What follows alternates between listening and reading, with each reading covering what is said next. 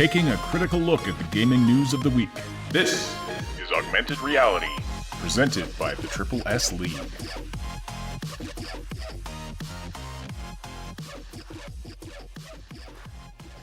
Hello everybody, welcome to the Augmented Reality Podcast, your source for news, leaks, and insights about games of the gaming industry, October 26th, 2019. This is the Saturday edition of the show. Welcome everybody who's listening live. My name is Ashenity. I'm here as always with Cybsidian. How are you doing this morning, sir? Good. I'm a little tired, but it's always that way on a Saturday morning, you know. It's really early. It's gotten so that my body wakes up I woke up literally just 2 minutes before my alarm today.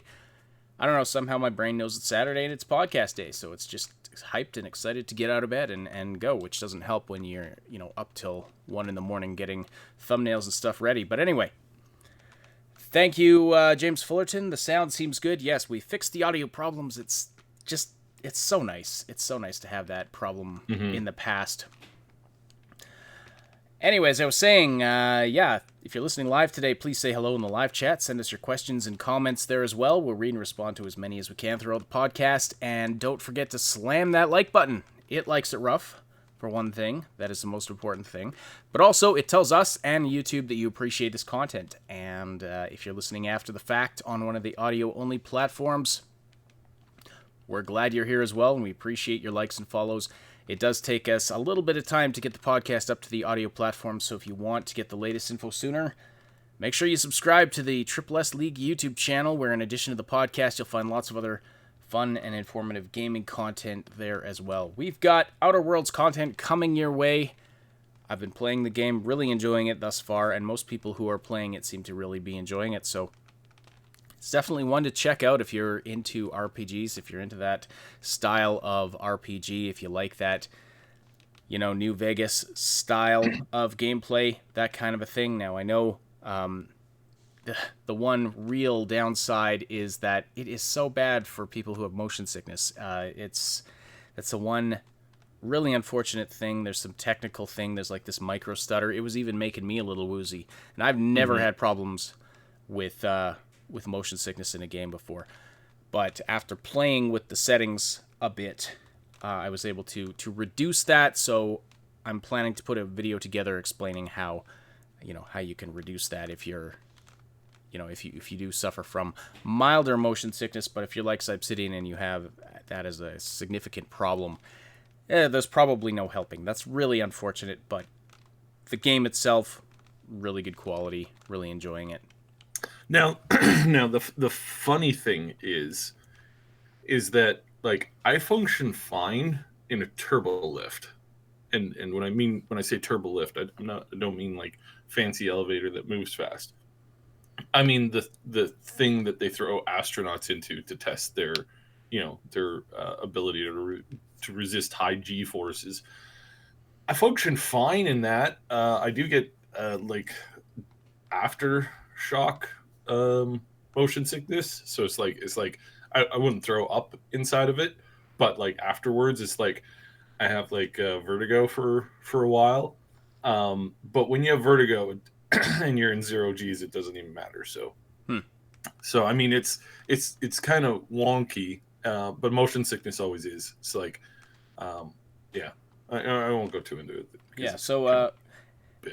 Ali Mafuz, there will probably be some side rants today with what we've got to talk about. We have delays, cancellations, and more delays. Unfortunately, not a ton of good news today, although we do have a new... we just discovered a CD Projekt Red interview that happened at PAX Australia that Cyb just dug up, so I haven't even seen it yet, so we'll dig into that a little bit at some point today. So yeah, it's some good news. Like it's very interesting, and it actually puts the kibosh on one major thing that we've been hearing a lot lately. So do you want to go into that now, or do you want to keep going on other stuff first? Well, let me just quickly summarize what else we'll be talking about today. So we've got, as you see on the thumbnail there, we've got the Ubisoft is having some problems. It had a massive stock drop yesterday, and it's announced delays for 3 of its upcoming AAA games. So we're going to discuss what's going on there. The Last of Us 2 has also been delayed. Blizzard has canceled a StarCraft shooter that was in development for 2 years.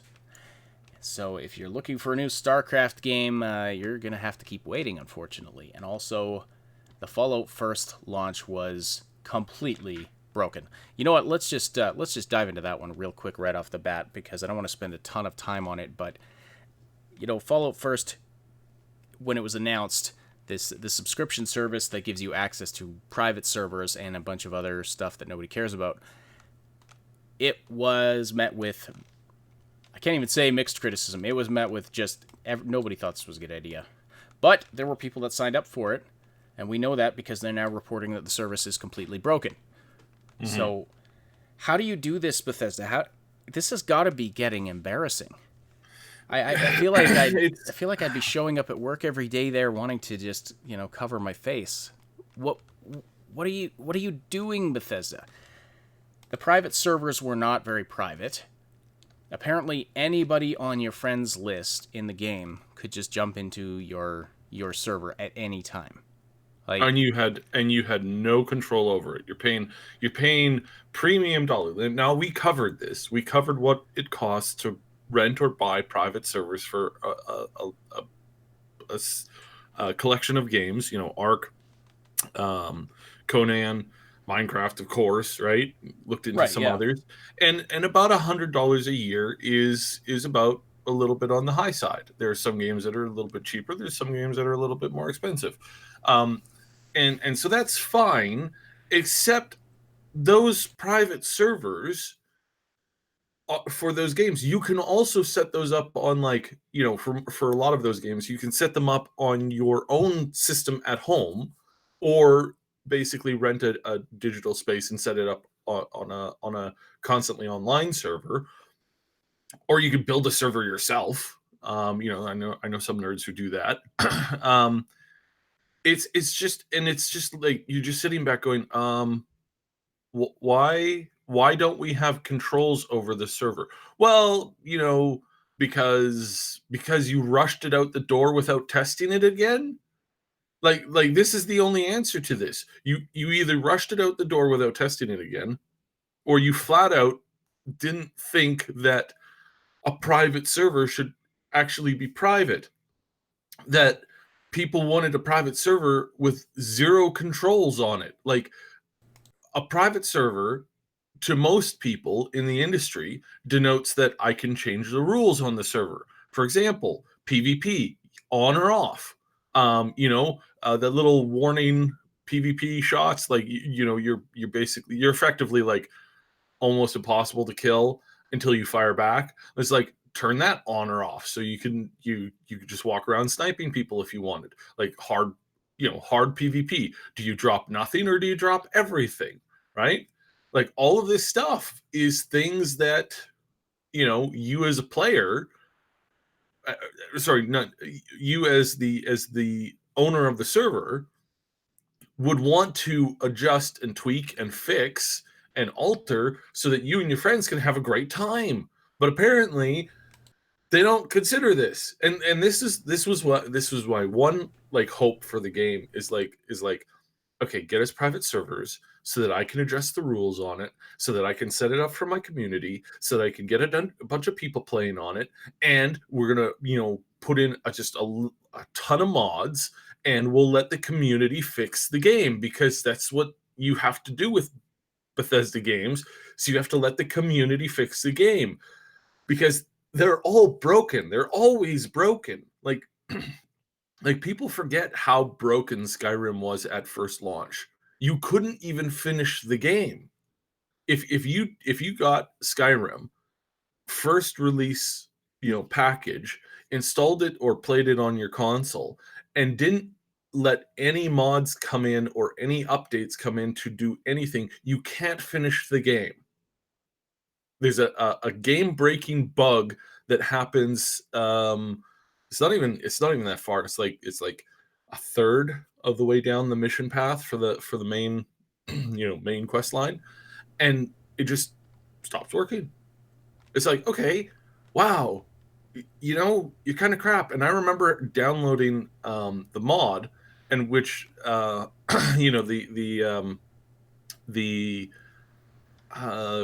the moderators over on the Nexus forum had to kill the mod because somebody uploaded an incorrect version of it because it happened to include some assets, some voice assets from the actual game file.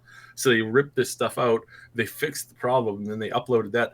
But you're not allowed to upload like internal game assets in that way, like altering them in that kind. It You was can't like take anything that's like part of the game and re-upload that or distribute it in any way. yeah, and it was Anything what that it was Bethesda an made. audio file. So it Right. was like it falls into this weird like gray situation where they're like, no, sorry, you can't have this. And I was like, and I had just missed it because they had it up. It was up. Everybody was like, oh yeah, there's a fix on Nexus, and I went to get it, and mod was taken down, and you know, I don't know if this person still works there. I mean, it has been like a very, very long time, right? Um, but the moderators over at Nexus for quite a while, I know that they had a major they had a major change in people there about 5-6 years ago. But there were some early mods on that site that were just absolutely um, I don't know how to say it kindly, jackasses, like in the nth degree. Like Mods, as they in moderators, not mods, as in the mods that you it's always download for the yeah, game. Yeah. moderator. Important distinction on Nexus Exactly. mod. But yeah, one of the moderators there was just he was known as an absolute jackass. That if you had like one or two spelling errors in your mod, uh, in your like cover page, he would like he would routinely like kick it back, and it's like, or you could just maybe message a guy, hey, I fixed your English. You may not speak English as a first language.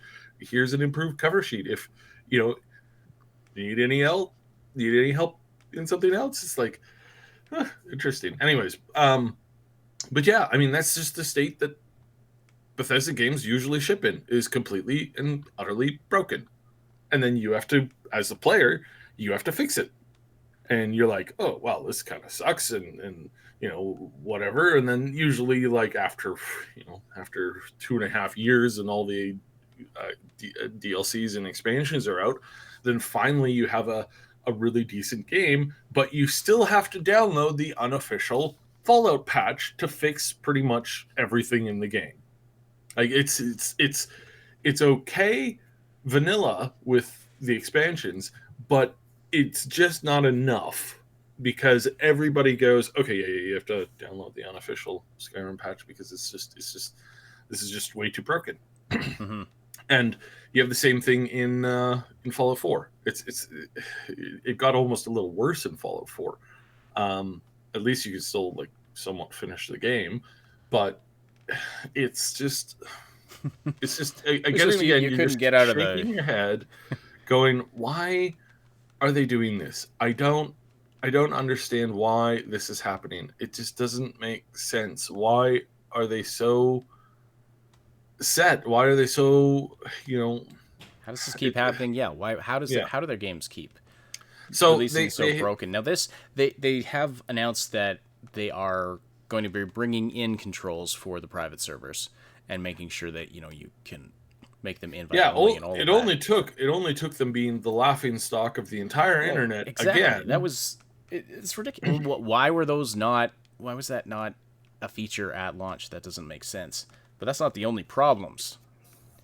There there was an issue with the scrap box, which was one of the advertised Mhm. features of these private servers, or of being a Fallout First member rather.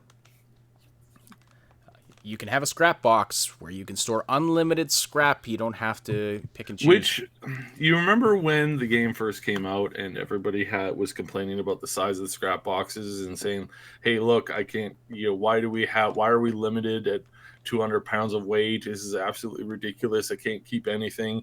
Need more space. Need more space. Need more space." And they came out and said, "Hey, look, guys, it's just an impossible thing. The game is built in such a way that we can't give you unlimited space because it's just going to break the game, and it's just could have caused a bunch of problems. So we cannot give you more space.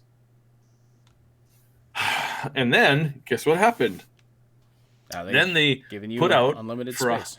$100 a year, you get unlimited space. Which, by the way, I mean, for reference, this costs more than Netflix. At least if you're paying monthly. I don't know what it works out to if you take the $100 a year deal. That's, there's like a 33% discount, something like that. Yes, Ali Mufuz, Bethesda is owned by ZeniMax. Mm-hmm. But yeah, so these scrap boxes came in, and people started reporting that they were just eating their scrap. Like, the scrap went in, and nothing came out. And Bethesda originally said that they thought this was a display issue, that the scrap hadn't actually been lost, but it just looked like it wasn't there.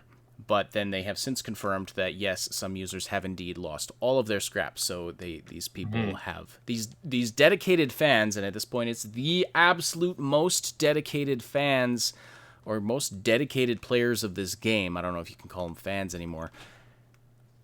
Paid to basically have their scrap eaten by the game. Now, it's worse than this because these people put in, like, they emptied, like, everything, all the scrap, all of the, like, high-end end game stuff that they had been collecting for months and months and months. Somebody put in, like, they put in, like, just loads and loads, like 200 pounds of, like, the ultra rare, like, material that you need to make the best stuff in the game. All gone. Yep. All gone. 6 months of work. Goodbye. Well, they're... Bye-bye. I mean, and Bethesda has been releasing statements about all these things, and now they are saying, like, they're going to try to get people's scrap back and fix this problem. But why is this a problem? Because they don't, and I'm convinced now that nobody on the team actually plays this game anymore. I don't think anybody on the team, development from any of the studios, actually plays this game. I think they all basically have gone, well, that was a nightmare, and have washed their hands of it several months ago. And the only thing that they play, I don't think they play anything connected to 76. Nothing. Here's the really bizarre thing. Tested, I really don't think, like, because one of the things that Bethesda doesn't have is they don't have a Q&A, like a real Q&A team. They don't have 80 people who test the game before launch. They have a small, tiny team that does a very minute amount of testing. And last I heard, you are not allowed to speak or to communicate at all with any of the other team. It's like you are not allowed to go and talk to anybody. Say, hey, I discovered a problem. No, you write it down on this thing, or you email it off to this person who then will go through it and then send it off to somebody else, even if that happens, which I'm told it doesn't happen. So bizarre. Plus, then players were also reporting that they would go into their private worlds, which are supposed to be brand new, fresh instances of the game, and that they'd be finding dead NPCs and looted areas. Now, Bethesda has denied this one outright. So, take that for what you will. But that was a report. I mean, haven't seen any concrete proof on it, but it's being reported that, this is what players were saying. Plus, I briefly scanned the unofficial bugs list that always goes up with the new Bethesda updates, with the new Fallout 76 updates, and I saw another instance of such and such bug is back. So they're still having issues with old bugs being brought back in by new updates. So what are you doing, Bethesda? But I mean, that's all hugely problematic, but that on top of the fact that they took features that people have been requesting since the beginning of the game, since the game launched, and put them behind a paywall. Like, if I were still a dedicated player of this game, I would completely feel just absolutely misused. Like, why? I want to know if there's anybody out there who is still playing Fallout 76. You're not going to get any hate from me about that if you truly enjoy the game. But why? I'm honestly curious why you still play it. So, I mean, if anybody out there listening is in that camp, please join the Discord server. You can post publicly or talk directly to me. I'm genuinely curious about this because this just seems like an absolute train wreck. Well, I mean, I can tell you why, because like we know a couple people who are still playing it constantly. But part of their thing is that they make stuff for the fandom for the game via like uh, I don't know. I don't want to give it away too much, but they make stuff. They make stuff. Okay, so I mean, there's the content creation angle, but no. It's other stuff. It's like physical stuff. well, okay, So yeah. So like, I'm there's all of that. Like, so there's the general Fallout fandom, and then okay, so they're making yeah, so they're general Fallout fans, and they want to enjoy Fallout with friends.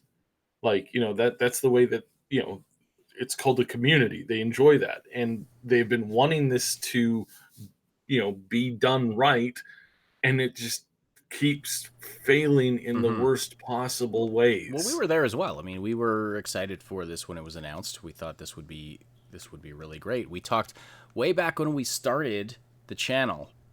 We did an episode on, could Fallout 4 have multiplayer co-op capabilities, and they were had excited it. They by had that it idea. the whole time. They actually had it kind of in the background.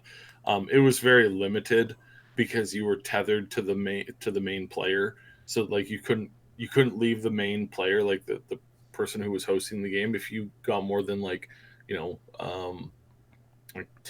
15 20 seconds away from them, like via running, or if you were like anytime they ported into or moved maps, then you were automatically moved maps as well. So and they said, and they realized that this was just a horrendous way to do multiplayer. It just was broken completely. Like it's just absolutely broken. Like everything they make these days. Yeah. And so and you want to know what's funny is like this, they've had more success with the Skyrim multiplayer that's been created by the community. That has had more like player base than Fallout 76. It's so funny. It's so sad. Now, not at the peaks, but at the valleys. It's like they have had a steady player base on the Skyrim multiplayer, whereas they've not had a steady player base that hits that level on 76, because it's just and I mean, for a moment there, they did the battle royale thing, which yay battle royale, right? But they really started to show some general progress and some general like movement that was looking good, and then they did this, and it's just like, wow. Yep. Tara Wow. K's comment here is the entrance to the Bethesda building a portal to some opposite alternate mirror universe where bad things are good and good things are bad. Must be some quantum thing that's like reverse to negative. That maybe in that universe, Fallout 76 works great. And I mean, there's a lot of issues here with the company, and it's been getting worse, and it's been getting worse.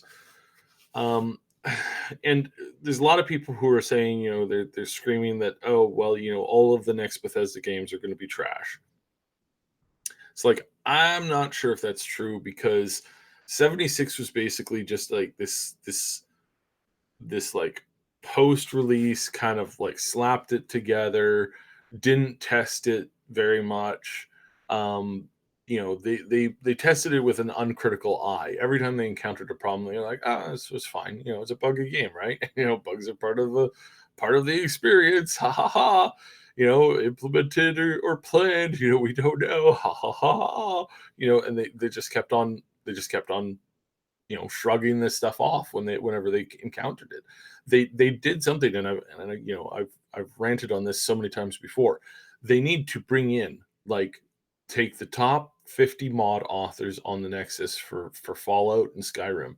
They need to bring those people in, sit them down, be like, whatever it takes for like a month or two, you guys just work on this and we'll help make everything that you want to add to the game, workable. And I honestly think that if they did that for 2 months, I honestly think the game would be pretty damn near awesome. Like, legitimately, I think 76 would become one of the best games there is, because they bring in these mod authors who, and again, I'm saying top 50, which means that a lot of these people work on like the back, like the technical side of things. Like Gopher never makes any mods that, you go in and like, hey, look at this cool sword. He doesn't do that. He makes the game run better. He makes the mods function better together. And if he had time, and if he had the money, and if he had the people supporting him, I honestly think him and a whole bunch of a whole bunch of these other mod authors could come in and basically fix the game. Is really where I think that's a legitimate thing. And somehow, for whatever reason, Bethesda refuses to even acknowledge that this might even be uh, an option or available or anything. It's like they view the community, the creative side of the community, as like, oh, you guys are so cute with your little like My Little Pony mods. You're so funny. Ah, ha, ha. Yeah, we don't take you guys seriously. What, you want to apply to work at the company? Are you kidding me? There's one guy who made one of the biggest mods for Skyrim, Elsnir or something like that, I think it was. And he made it was this awesome expansion. This little self-contained story had voice actors, all this stuff. He was the only guy who worked on it. Like, aside from hiring these voice actors to do audio for the game, he was the only one guy, and he did such a good job that Bungie reached out to him and said, "Hey, we know that Bethesda's probably already snapped you up, but if you want to come work with us, like we'd love you. We saw your content." And he's like, "Actually, no, I haven't been contacted by Bethesda at all." And when they finally did, after he was working at when he finally encountered somebody from the team. Now this is a story, and I don't know if this is correct or not. So this is like Anecdotal, yeah. anecdotal. I heard that when he was at a convention a few years later, and he went over to the Bethesda booth and talked with some people, they're like, "Oh, you're the mod guy. Oh, well, that's really cool. Keep at it. Maybe you'll get in the industry someday." And it's like, well, yeah, actually, I helped build. I was one of the key developers on the first. Oh, crap! What's the shiitake mushrooms? Whatever the why can I never remember these things? So Bungie made this online. That's not it.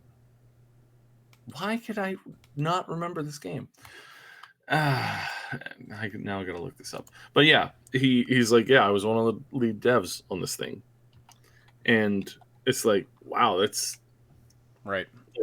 Destiny. Well, Thank you, Destiny 2. So he was one of the leads on Destiny 1, I think it was, and it's like, oh, great, these, and they still treated him like he was a joke, and that's what I think this stems from, is that there's a culture, or there's something in the company over at Bethesda where they don't look at somebody who's able to do something better than them and go, "Oh wow, you have you have my total respect because you were able to do something that we've never been able to do Well, it's before." probably embarrassing that they put out this game that the community, like, there will be mods in the first 3 days that fix a whole ton of problems and make a whole ton of quality of life improvements and all of this. It's probably embarrassing for them.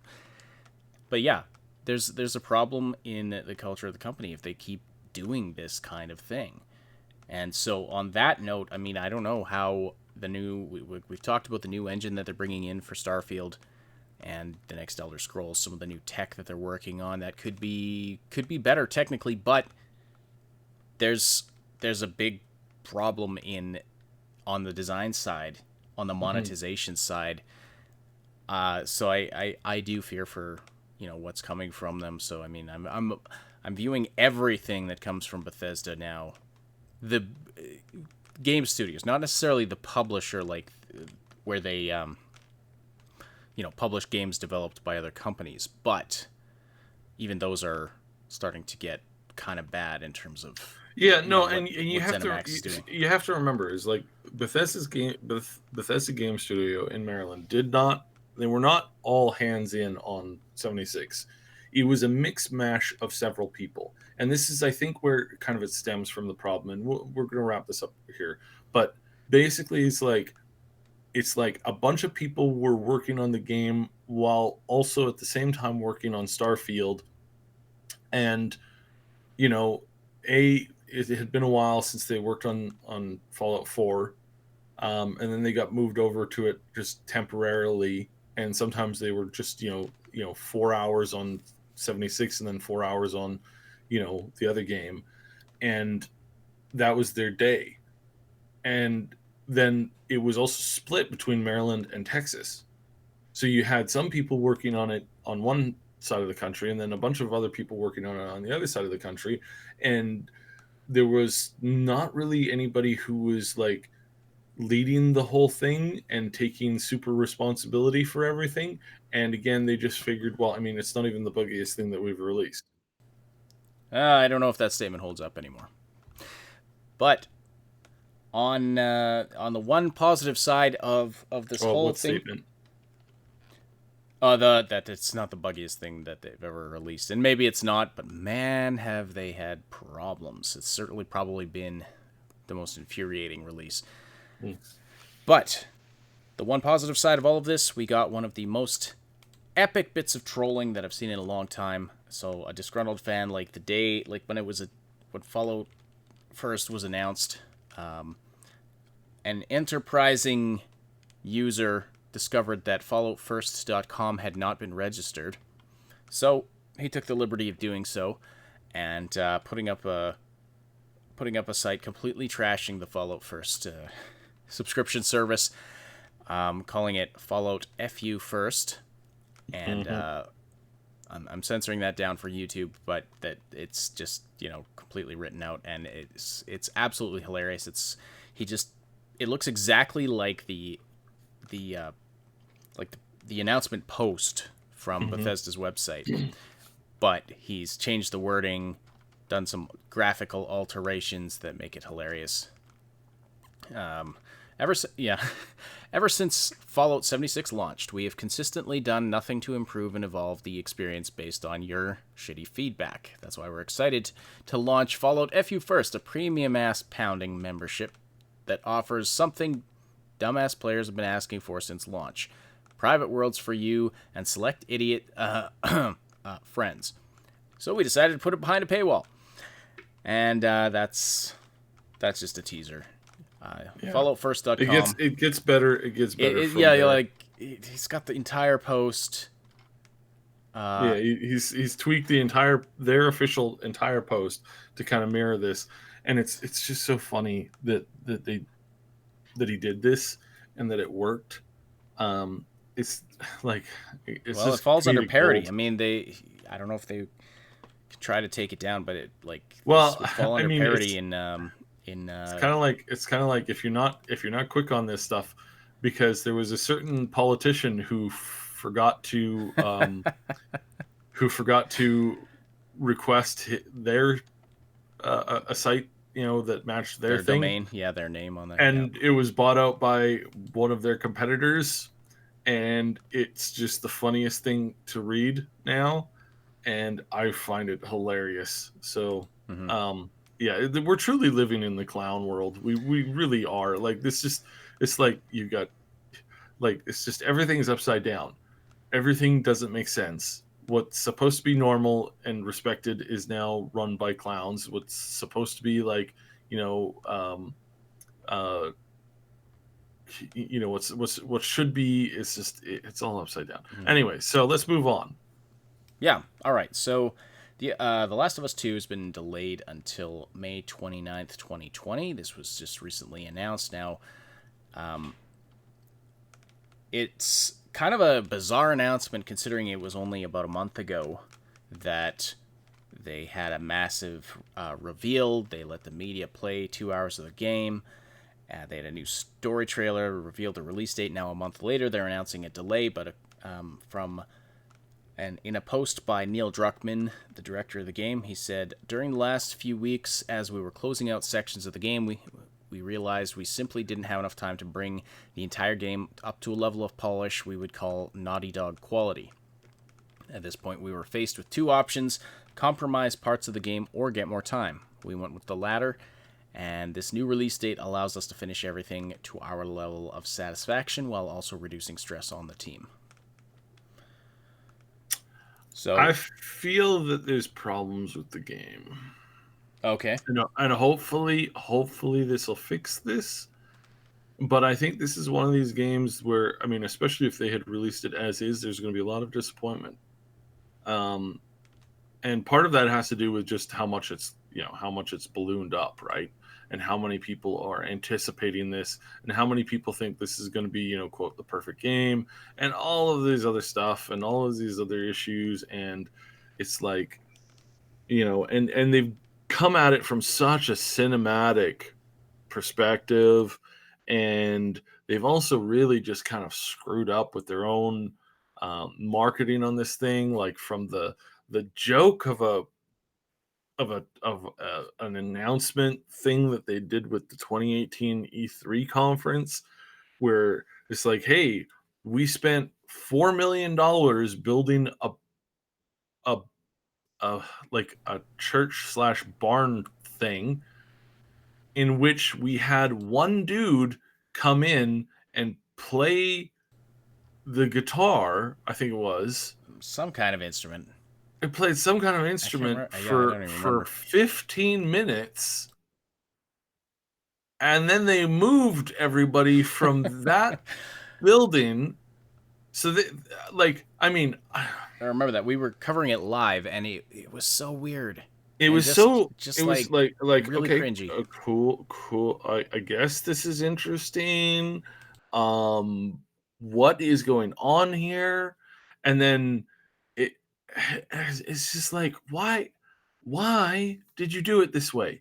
Why? And couldn't there have been any other way that you could have approached it better? So ever since then, I've kind of been like, all right, we've got a problem here, because people who spend $4 million on erecting a building to then have somebody do something for a few seconds, like not a few seconds, but like for a few minutes in it, and then gets everybody to up and walk and move, when these aren't just normal people. These are people. These are press with, big clearances, that have a very tight schedule on one of the busiest weekends of their entire life. You know, and you're doing this. The amount, it's like a diva type position that truly is insane. And And you realize very quickly that somebody in that studio thinks that they're the best thing since sliced bread. well, And that, yeah, they probably thought they were being edgy and deep and building hype. like somebody, and I knew right away, it's like, oh wow, okay, this is not gonna be good. Somebody thinks their farts smell way better than everybody else. Y'all remember that, South Park is really relevant now again, but y'all remember that South Park episode where Kyle's family moves out to the East Coast Yeah. because their farts smell so good, and everybody else's farts smell so good, and then there's this perfect storm of like pseudo, like stuck up, absolute arrogance that comes floating in, and it clashes with some famous actor at the time's famous speech about how cool he was and how good he was, and how he's doing things to save the world, super just smug. Smugness to the nth degree, and there's this giant smug storm and whatever. It's like the minute I saw that, I was like, okay, yeah, it's basically this episode of South Park, because somebody has just way too full of themselves. And when you have a leadership like that running something, whatever they're running is about to come crashing down. Like, just that it's just going to end poorly. So good that they're taking a step back. It's good that they're taking a minute to go, okay, well, we're officially making sure that this game is going to be good and that we're not going to screw this up. So that's good and all that, and I really hope that they find success with it, because this is something that I'm a little tiny bit concerned about. So Mm-hmm. so I don't think it's as bad now. I don't think it's as bad as all that, but I will suggest that there may be problems with it, and hopefully taking it back is going to fix it. So yeah, hopefully. They're probably not. They're not going to reveal and announce every problem that's going on under the surface, but they've acknowledged, okay, we need more time to make this good. So, I mean, all power to them. Yeah. And if that helps to alleviate some of the crunch on the developers, that works as well. And it's an interesting date that they've moved this to, because it's now after the release of Cyberpunk. So again, very, very interesting. There seems to be a lot of companies trying to avoid that Cyberpunk release window. Well, I mean, except it's not off by that much. They moved it. I mean, end of May, and it's a completely different genre too. So, it's different genre, different genre, same fan base. There's going to be lots of crossover. For sure. There's not very many players on the PlayStation that play really graphic, bloody, gory / nudity games. It's if you play one of them, you're basically going to end up playing them all. I'm not saying that they're the same. I'm saying that the fan base likes what they like and that they enjoy that kind of stuff. So therefore, they're going to. I'm going to say that most people who get Last of Us 2 are also going to get Cyberpunk 2077, or vice versa. Anybody who's there's going to be a strong correlation between those two buyers. Fair enough. On the PlayStation. Now, again, this game's only coming out on the PlayStation, period, and so this is kind of where that falls in, where I think that's going to happen. So, anyways, I want to talk about Ubisoft now. Okay, that transitions well, because we have more game delays from Ubisoft. You can see it in the thumbnail there today, or the on-screen graphic if you're watching on YouTube. Watch Dogs Legion's been delayed. Rainbow Six Quarantine, also Gods and Monsters, all have been delayed, and this comes as part of an announcement from yesterday, or very recently, over the past couple of days, that resulted in a massive stock drop. Yeah, so basically, back in April 30th in 2019, it's not that long ago, they were looking at their stock going, oh, look at our stock, guys. I mean, we had a little dip back in February, but everybody had that dip back in February. But look at us now. We've gone up and up and up and up, and we haven't really had a big dip in the last couple of weeks. We are at 85 euros. 85 euros. We're at 85 euros, guys. Our stock is worth 85 euros each. But guys, I mean, we're brilliant. I mean, yes, back in October of 2018, it was up at 83.7. But I mean, we're at 85. There's nowhere but up.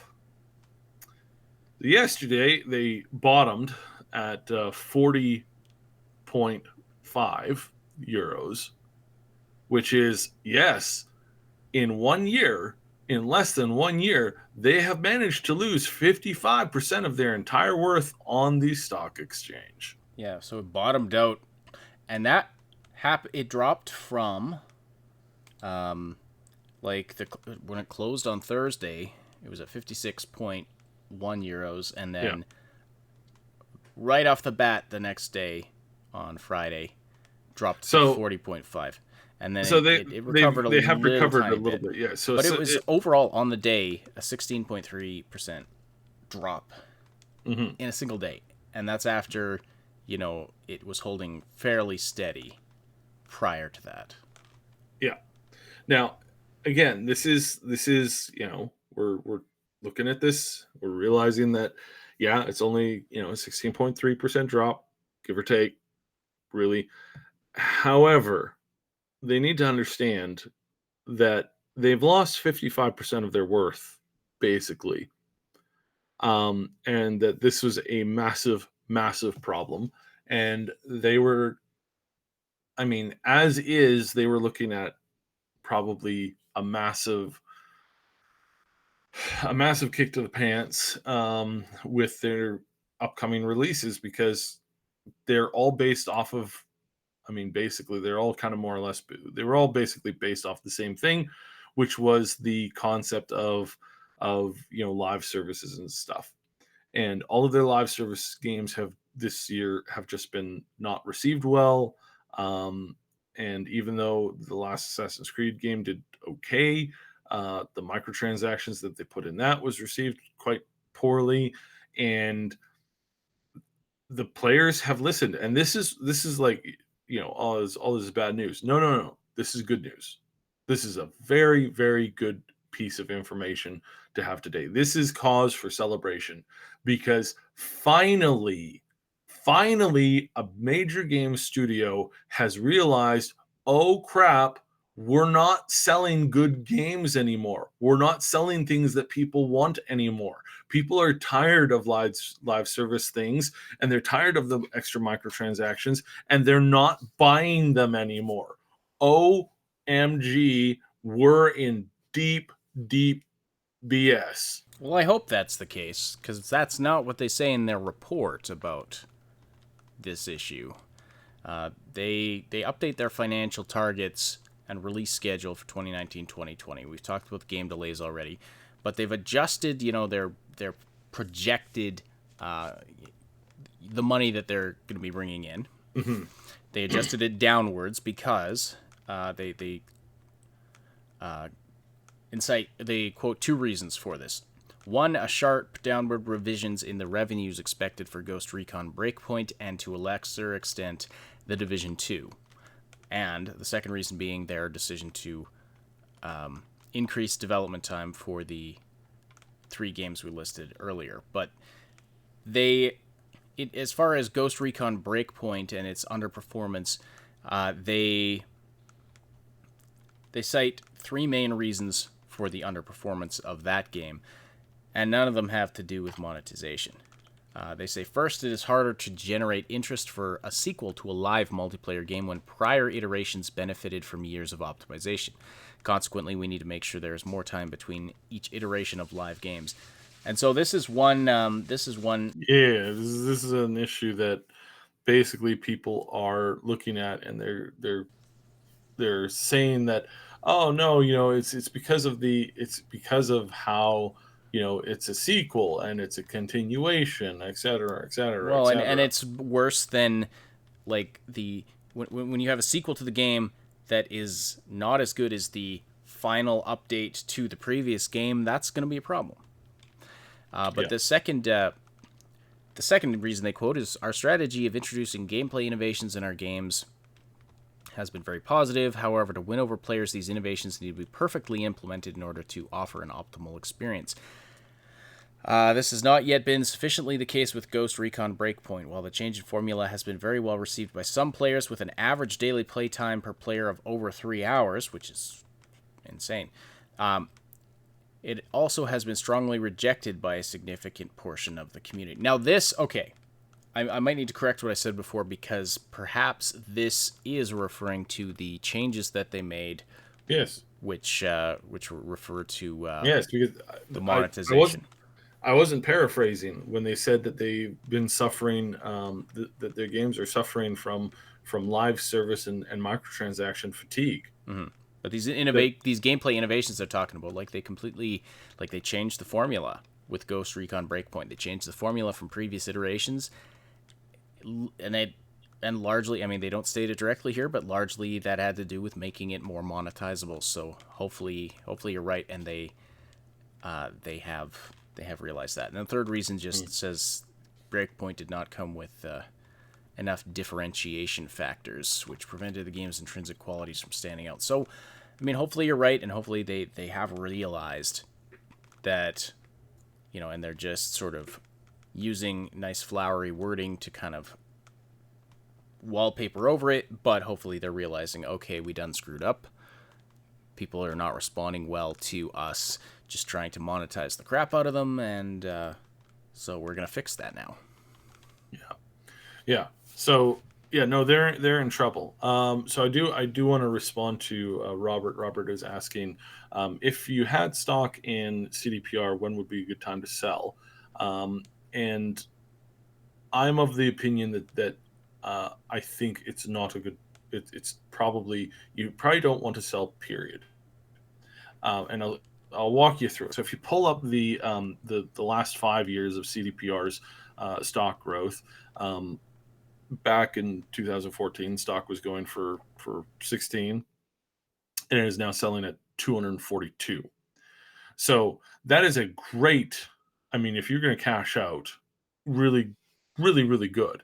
But the thing you got to remember about CDPR is that they also send you dividends. They send you a dividend yield quite a bit. Um, Now it's not a huge dividend. I mean, we are talking like you know you know 0.4%, but it's something that you don't get from some other stocks, right? So the other thing to look at is if you're looking at it from a perspective of like potential growth. It's like CDPR is expanding, and sure, you could sell it now and probably kind of more or less cash out, or sell it right before, kind of as it hits kind of like a super high right before it comes out. But the way that their stocks have been growing, this is one of these things where it's like it is possible for them to continue to grow, to possibly hit the 500 point mark. So if they're going to hit 500, you're risking losing the doubling of what you currently have, which is kind of like, ooh, I don't know. Now, if it's a small amount of stock, like if it's only like, so it's like less than $500 of stock, then it's like, you know,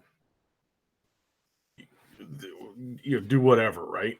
Because this is not really. But if you bought like, a couple grand worth of stock back, back 2016, 2017, 2018, if you bought a couple grand worth of stock back then, like hold on to it now, because the like CDPR is just getting going. They are the new big boys in town, and Cyberpunk I think is going to prove that. Now, even if the Cyberpunk is not a great doesn't have a great launch, I suspect that the game will will that they will end up having a pretty good momentum moving forward. There's a lot of things at play, but honestly, in my humble opinion, I think that CDPR is basically going to become one of the next biggest, best game developers, and that process, that current standing that they have, will probably continue on for at least another 8 years. At least another 8 years, if not more. You got to remember, some of these small companies like Blizzard and EA and whatnot, they started out kind of good. BioWare is a good example. They started out great, and then they progressively got basically like garbage, but that took a long time. For a lot of them, that took like 20 years or more. So basically, you know, I think what we're seeing here is because these guys are also far more principled too, and they have gone public a lot sooner.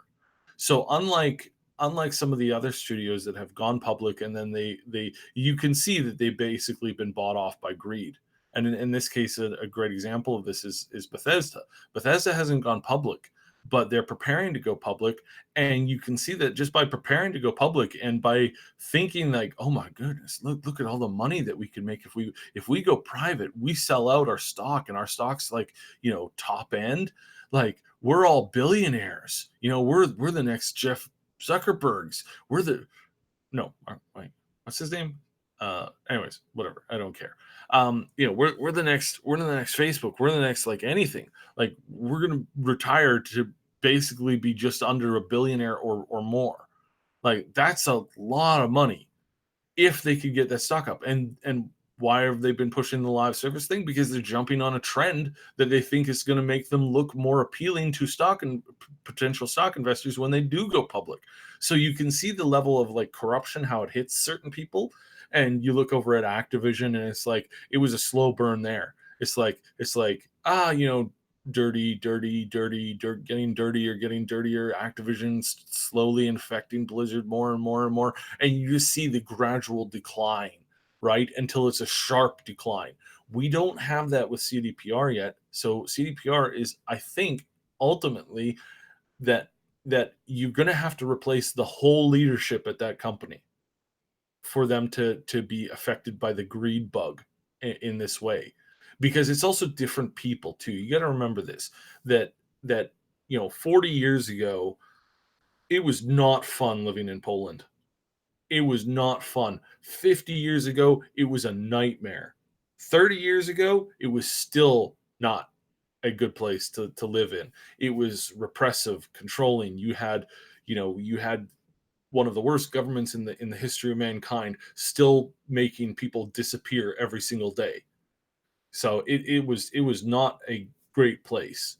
And I have a couple of Polish friends who remember growing up as a child in Poland some 40 years ago, and it was a nightmare. They said, they talked about how you feared everybody and anybody. You feared the police. You feared, what your neighbors might say about you to somebody to make you end up disappearing in the middle of the night. You feared all of that, and it was a nightmare. The fall of actually the fall of the USSR was the best thing that happened to Poland. Notional. It's like EU didn't really do that much. It's like they did a little bit, but NATO and the fall of the USSR is basically what ended up freeing that country up to embrace a self rule, and and the fact that they don't have to deal with it like corruption like some other countries do. So basically, what you see is that these guys have principles. These guys have they have cojones, and they have they have a spine, right? And the people that are running CDPR, they have a spine. They're not taking gruff, and they're honest guys. They really are. I really think that everybody in leadership positions there is honestly that. I would sit on that money. I would sit on that investment, and if you have a little bit more, I would even buy in right now. 242 is pretty good price to buy in. Um, again, don't put your whole savings in it, because that's dumb. If you have a lot of money that you want to throw into like savings, you want to get into a good like mutual rate that has like 80 years of progressive growth. They've weathered every storm that there has been, and they still come out ahead. So that's what you want to do just overall, is like get into S&P 500, the Dow or something like that, and or you better than that, a really good mutual fund company, and you just kind of keep your money kind of spread out, right? But you just kind of sit on that, and you just keep gaining, because until they either give in to greed or retire, I really don't think, and I just covered how I don't think they're going to ever give in to greed, because they're different people. They've been through that. They've already been tempted by that. They've already gone public, and it hasn't changed who they are as a company. It's only made them stick to their principles more. So in that respect, I think that we're going to see a constant upriding for CDPR, and I think that ultimately, there's going to be dips, right? We had a high spike back in August of 2018, or July and August 2018, and then we had a huge dip by November. Why is that? Well, it's important to remember that the dip at 132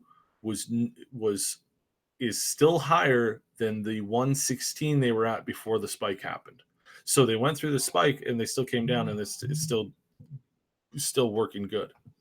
And yeah, you should be sending that not on that Ash. All right. All right.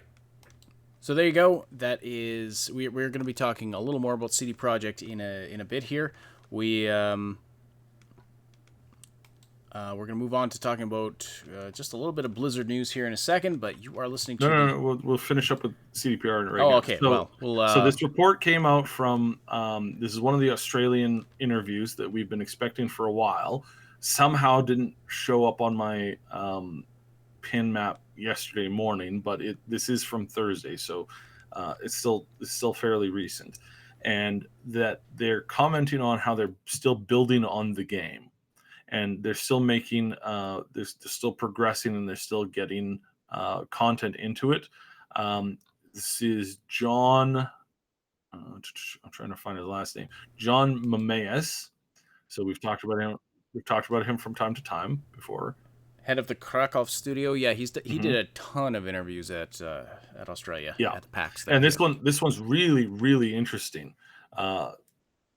So they're playing the game right now. They're doing a lot of playing it. They're doing a lot of testing. This is a good sign. You only really do that when you're getting close to the end. He does mention that there's blockers all over the place, preventing you from going from one area to the other, or from completing one quest to doing another thing, because they're still putting it together in large chunks. It's like you've built the wing, the hull, the other wing, the tail section, and the nose of the plane. They're all built, but you now have to put them together in either a Lego set or whatever, right? And that process is where it gets a little tricky, but things are snapping together now. So he talks about that quite a bit, and the current state of Cyberpunk is still very much in development, but they're slowly putting this stuff together. And he talks about this one little bit where it's like, he says that he wished that the studio had not announced a release date, and he goes, "I wish it wasn't like that, and that we didn't have to set a date. It's weird to have to set a date when you start advertising, and there's a significant investment in marketing. So if you don't hit the date according to what your plan is, then you're throwing away tons and tons of money." So yes, this is true, and this has also been mirrored by of all people, which I feel I should mention now because of all the stuff we've talked about today. But this is the exact same sentiments that Todd Howard had years ago. He said if it were up to him, he would work on a game, they would get it to the point where it's ready to go, and then they would announce it and release it the next week. And he always preferred doing that, but he said, I think he even mentioned that marketing would throw a fit. And that's for the most part true. And you can see, again, having just talked about how slow corruption, right? How that can end up, that ends up changing a person and their perspective. And now you have, they did an advertisement for Elder Scrolls 6 before they even really began like hardcore like working on the engine. Like they're so far ahead of that here. So you kind of have the exact same sentiment from John here now, and he's saying basically, look, if it were up to me, there wouldn't be a release date until we know that we're 100% ready. But you can't do that, not just because he says you can't do that because they're a public company, and he goes, but we're a publicly traded company now. That changes things a little bit. He adds that whenever it's ready response the studio gave prior to Cyberpunk 2077 release date is so that you just can't say when it's ready. Maybe some companies can, maybe we can for the next game, so that we do not have to worry about the publishing that we're doing, the advertising that we're doing. I don't think that it's a giant or a big studio that we don't have that can publicize or not not really publicize and market a game. Maybe Rockstar can get away with it. They can announce something in the last minute and people will still buy, tons and tons of copies, but we're still trying to get there. So you can see where his mindset is, and he still wants to head the game off, have it released, have it come out shortly after they know that it's ready to go, and that they want to do the kind of the marketing that's kind of tied to that. But they're limited because they're a publicly traded company, and because what he doesn't really mention here is that that's not really a viable thing in the industry. You just don't have that happen in this industry.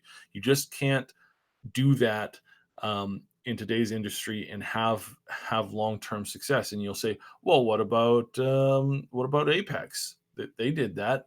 Yeah, but that was part of the marketing gimmick. And we've discussed on the show before how we actually know that it was part of the marketing gimmick, because there's a bunch of people that I know in the marketing industry and the consulting industry who were bragging how they came up with the idea, because they knew that they were going to get flack for it. So they said, why don't we just not mention it? So it's specifically tied to a style of marketing. It's like, well, can you have that for future games? You can for some types of games, but you can't for other types of games. So it really depends. They could not have done this for Cyberpunk. And he's absolutely right, because Cyberpunk is a new world. It's a new universe. It has never had a game adaptation to it before. It's a completely different ball game, period. And they need to react to that, or they're going to suffer consequences. They're going to be hit in the wallet pretty hard. So they had to do it for this. For the next game, if it's a continuation of The Witcher, or if it's a continuation of the Cyberpunk universe, they don't necessarily have to announce that so far in advance or tease it so far in advance. They can basically get it to a good point, and then when they know that they're in the far into the safe zone, and that they've been mostly playing it, not fixing bugs and only fixing light things, and they're really just adding on just like 5 or 6 layers of polish. It's like when I discovered that you could polish floors. I polished the bathroom floor 16 coats of polish. That turned out to be a really bad idea, because water on 16 times of polish on the floor, not a very good mix. You just kind of like ice rink, I guess, is the best example. But you just don't have the opportunity to do that unless you're already at that point, and you can just pop it out at the next biggest convention or announcement thing, or just announce it online and then just have it go nuts then. It's like you can't really do that unless the IP is really known and expected, right? And Apex really was expected and was known, because it is part of that whole that whole universe did exist beforehand, and people were eagerly anticipating the next entry in that series. And even though it's a different game entirely, and even though there's no giant robots, they still like the game, right? For the most part. But even that was so artificial, and we saw the fall off numbers immediately following that, and now that game is struggling to maintain its relevancy. So yeah, it was a quick burner. Yeah. Flash in the pan. And in order to stay profitable, they have had to now throw in a whole bunch of these things, a whole bunch of these microtransactions, a whole bunch of these really, really, really kind of crappy, just really, really bad ways, right? Really bad ways of monetizing it that makes people, kind of annoyed. And let's see if I can find it now on the list. Going to the first, second, third. I don't even see it. Oh, good Lord, did I pass it somewhere? I can't find it. Were you looking on Twitch? Yeah. Yeah. All right. Okay, well, there it is. It is not top 10. Well, of course not. It is currently 14th. 14th, fighting in the 14th position between Overwatch and Hearthstone, which is kind of funny because both of those games deserve to be, crapped on too. Speaking of which, Blizzard Yeah, so is in that the leads news us into again. Blizzard. Now, this is not directly tied to the stuff we've been talking about earlier, the dumpster fire surrounding Blitzchung and the banning and the Hong Kong protests and all of that. But developer David Gibson, who was a senior animator on Overwatch, started working on a mysterious unannounced project in July of 2017, working at Blizzard. And that info comes from his LinkedIn page. He worked on this game for about 2 years before announcing his departure from Blizzard this week, and he revealed that that game has been canceled. So now I'm just realizing, okay, this article I'm reading is from back in June, but it's been updated. Yeah, it's the update you The want to focus update on. is So the update so yeah, there was a was 2 year old game, or a game they've been yes, working on for 2 years that they that they canceled now back in they July. canceled. So this is Yeah. So they the new canceled this update, back in July, which was after. I mean, clearly this is after the whole debacle of last year's BlizzCon of like, do you guys not have phones? Like, so they canceled. So this did so now it's been officially as of this week, it has officially been confirmed that this has happened and the fallout from this. The fallout from this basically what this means is a whole bunch of things that are really interesting on this. Number one, none of their games, their current games that they've been working on, none of that stuff is ready. None of that stuff is even close to ready because they had to pull people off of that game. They've had to pull a lot of staff off of that game and throw them at the other projects to get them out this for their next release cycle, which we can assume is probably going to be next year, being announced at this Blizz at this upcoming BlizzCon, because their games are not doing hot right now. We just said Hearthstone currently sitting at number 15. Overwatch currently sitting on 13 on Twitch. Their numbers for both of these games are dismal. They're low. They're not. I mean, bloody hell! You have more people watching Summoner's War Sky Arena than you do any of this other stuff. So they're not in a good position right now. They're in a really, really, really bad position right now. They need a win now more so than ever because of the whole boycott and all this other negative stuff. They need to showcase something. So, and now they didn't know that this was going to happen when they canceled the game back in July, but now they're realizing that they've had to push this stuff out, and this is bad news for them because it means that they didn't have their teams for both of these projects were not as big as they needed them to be to get them out in time, and now they're filling them up with people who haven't been working on the project.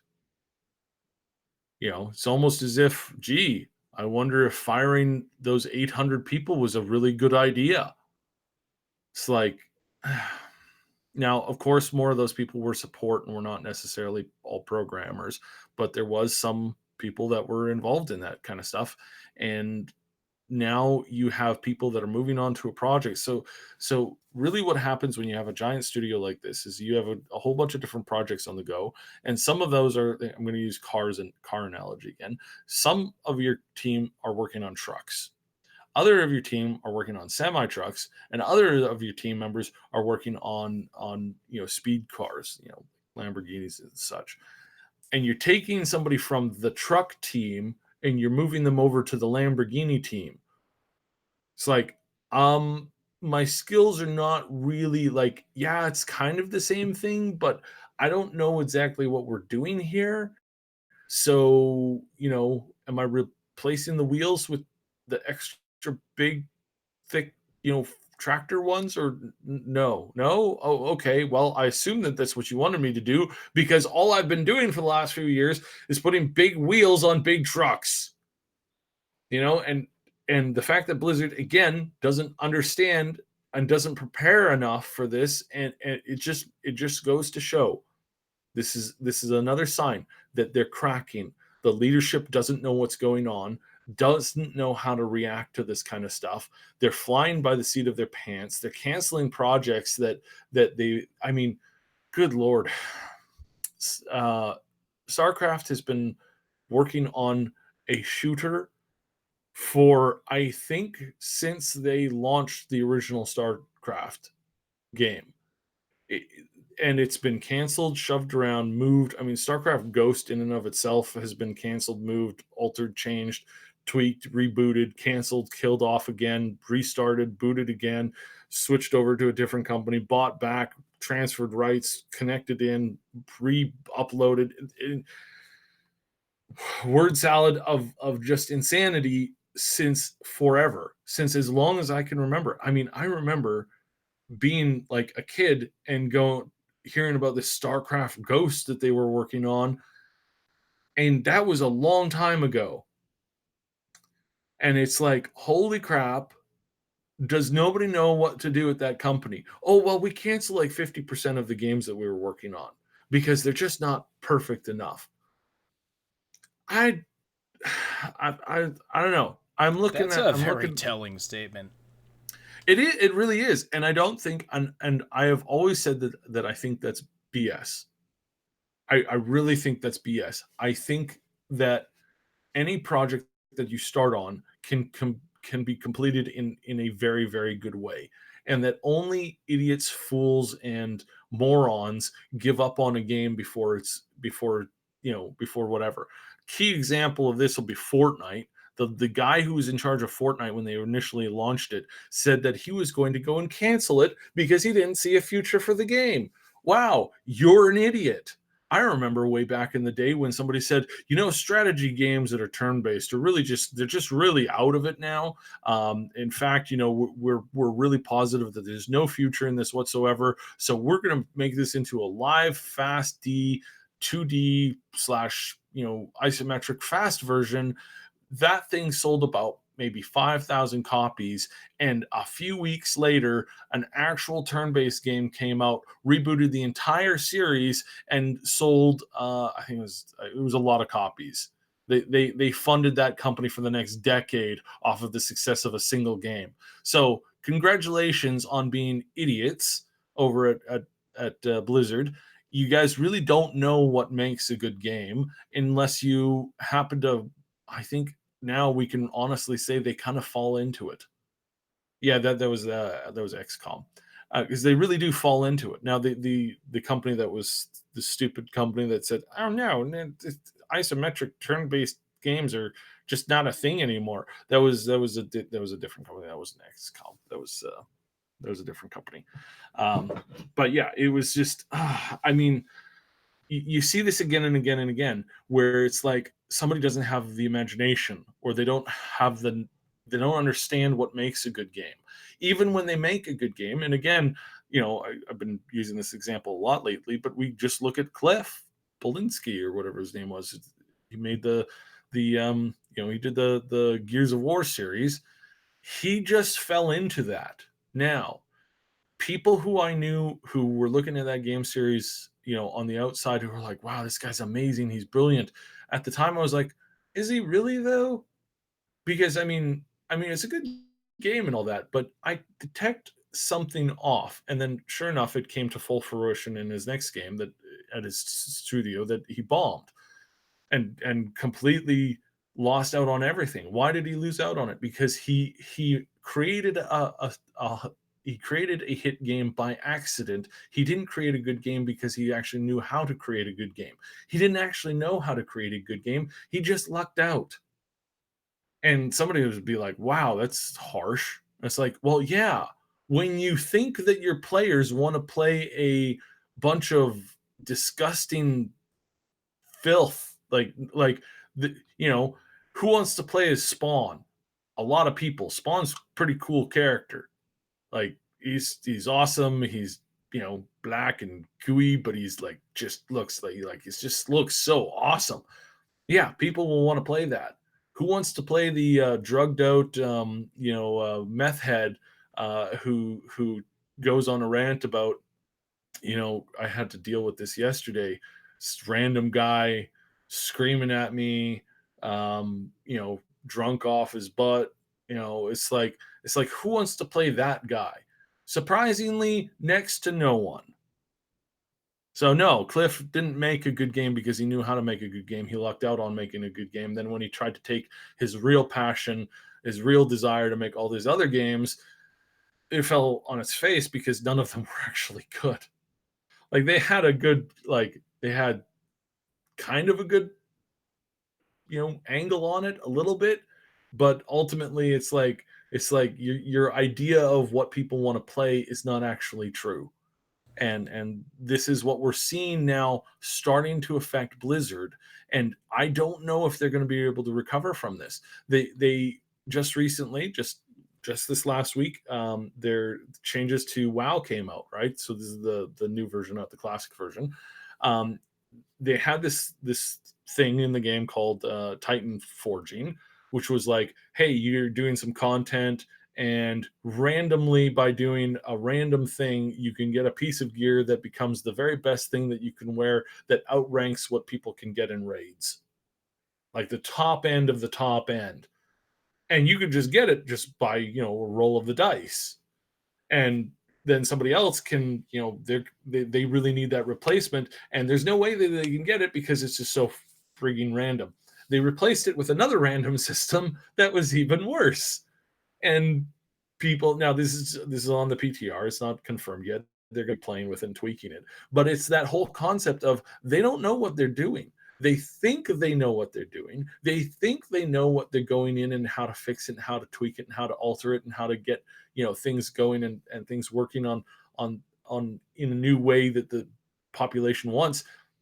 And then they realize that no, population doesn't want that. They've never wanted that. And you've been ignoring them for so long because you just think that you're right all the time and you can't admit when you're wrong.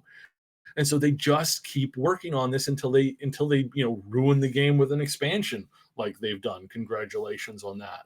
You know, they had such a success with the last expansion. They were going into this one. They had so much to gain. They potentially had the ability to get themselves back up there, especially with classic coming around the corner. If this expansion had been just amazing, and then the classic expansion had been amazing, which it was, because it's classic. There's a chance that they could have rebooted that and everybody would be playing WoW again because best game in the world, right? No, because again, the people running that company, people running those expansion teams, don't know how to make a good game. If they make something good, it's usually by accident. And this whole thing with Blizzard right now, this whole confirmation that we've seen, is now confirming that they don't know how to make good games. They're just doing them by accident. Because if they really did know how to make a good game, Heroes of the Storm would not be an abandoned project right now. If there is 28,000 people watching League of Legends right now, let alone the amount of millions of people playing that dang game, and you don't know how to make a competitor to that? Really? I mean, not only that, League of Legends Tactics is also doing pretty darn good. Yeah, Teamfight Tactics. I mean, there's not a lot of people watching it because there's a big thing on the League of Legends right now. But that's a hit. Lots of people are playing that. It's coming to mobile. You couldn't take the basic concept of a MOBA and do something better with it, Blizzard? Really? You don't know how to make a good game, and we see this now. We have this is now a confirmation with what they've hit and the wall that they've hit here, is that this is just it. They don't know how to make good games. They haven't known how to make good games for a very long time. That the only way that they've been managing to have general success is by recreating games or basically taking other games and copying them. Right? Counter-Strike is basically Overwatch is basically a rough clone of Counter-Strike. And Heroes of the Storm was basically a rough copy of League of Legends. Which is funny because League of Legends started as a Dota clone, and Dota was originally a map version within Warcraft 3. Why could they never see that coming? Why could they not go out of their way to bring in those modders, to bring in those people who actually knew how to make something new, that knew how to make something that people were interested in, and say, hey, you guys know what you're doing. Here, let's give you money. Just keep doing what you know how to do. No, instead they ignore it. They treat it as if it's nothing, just like Bethesda's doing. and they ignore it until somebody else comes out and replaces their game with an even better game. And now we've got Riot announcing games that are going to be big competitors, potentially to most of Blizzard's games. So this company has got... It's just a shame that Riot is owned lock, stock, and barrel by the Chinese government. Well, it is. I'm just saying, Blizzard's going to have their work cut out for them. Speaking of which, please check out the comedy sketch animated video we did yesterday. We put it out yesterday, making fun of Blizzard, poking fun at this whole situation. Well, it sort of was sparked by the Blitzchung Hong Kong situation, but kind of goes through a lot of Blizzard's history in a comical way. So please check that out, and if you like it, please share it around. It's getting great response. Like, the like ratio is insane on that. It's just not getting the views. I don't know, the algorithm's not carrying it or whatever. We've shared it wherever we can. It's such a unique thing, right? Yeah, like it's tough to get those comedy sort of animated things because you don't know that it's there until you know that it's there, and so that's the tricky thing. So yeah, like, if you wouldn't mind, sharing it somewhere, sharing it in places where people are talking about Blizzard, or just with your friends, or whatever, we would really appreciate that. We love it when you do that to put our content out there. If you enjoy it, which most people seem to, some people do not, but that's their prerogative. But that, I believe, is all we have for the show today. So thank you so much, everybody, for listening. Thank you for the great conversation in the chat. Thank you for supporting this show by listening live or after the fact and slamming that like button. Don't forget to slam it before you leave if you haven't yet. We really appreciate that. It tells YouTube you appreciate this content. Also, join our Discord server. You can find the link in the description below. I want to thank our Patreon supporters and channel members who help make this content possible. Our big damn heroes on Patreon, Old Man Manson, and our 2 anonymous supporters. And our channel members, Jason Cropper, Mr. Padzernik, Jared Schultz, Game Notes, Paul Young, and Night City Punk. If you're listening after the fact on SoundCloud, iTunes, Spotify, or any of the other platforms that this podcast goes out to, we appreciate your interactions there as well. And don't forget, you can join the live show on YouTube Wednesday nights and Saturday mornings, where you can interact with us and other listeners, be part of the discussion. The Augmented Reality Podcast is a presentation of the Triple S League. Check out our YouTube channel for game guides, reviews, comedy, news updates, tons more quality gaming content. My name is Ash Unity. On behalf of Subsidian, thank you all so much for listening, and we will talk to you again very soon.